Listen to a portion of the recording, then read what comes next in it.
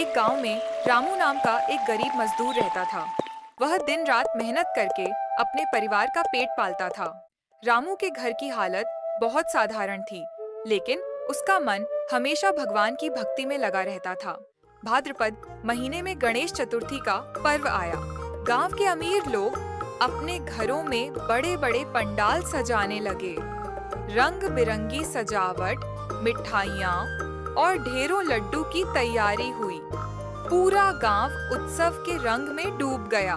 रामू ने भी सोचा, काश मैं भी अपने घर में गणेश जी की पूजा कर पाता, लेकिन मेरे पास न तो पैसा है, न ही सजावट का सामान।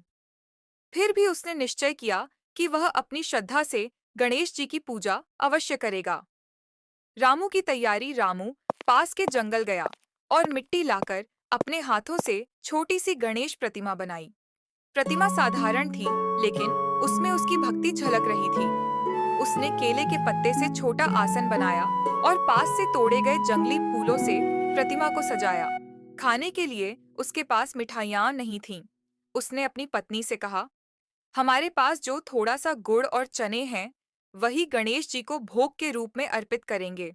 भगवान को भव्यता नहीं, भक्ति चाहिए।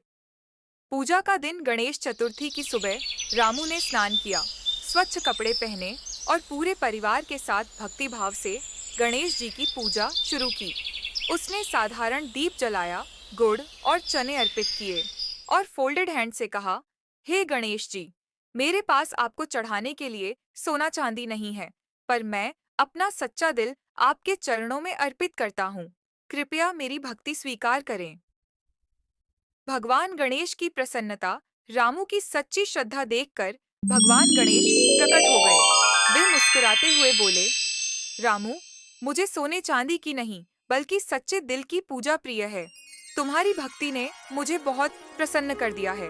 मैं तुम्हें आशीर्वाद देता हूँ कि तुम्हारे घर से कभी सुख शांति और अन्न धन की कमी नहीं होगी। उस दिन से रामू का जीवन बदल गया।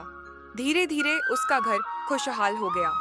गांव के लोग भी समझ गए कि असली पूजा भव्य सजावट में नहीं, बल्कि सच्चे मन में होती है। नैतिक शिक्षा भगवान को दिखावा नहीं, बल्कि सच्ची श्रद्धा चाहिए। अमीरी गरीबी से भगवान का प्रेम नहीं बदलता। सच्चे मन से किया गया छोटा सा पूजन भी भव्य यज्ञ से श्रेष्ठ होता है।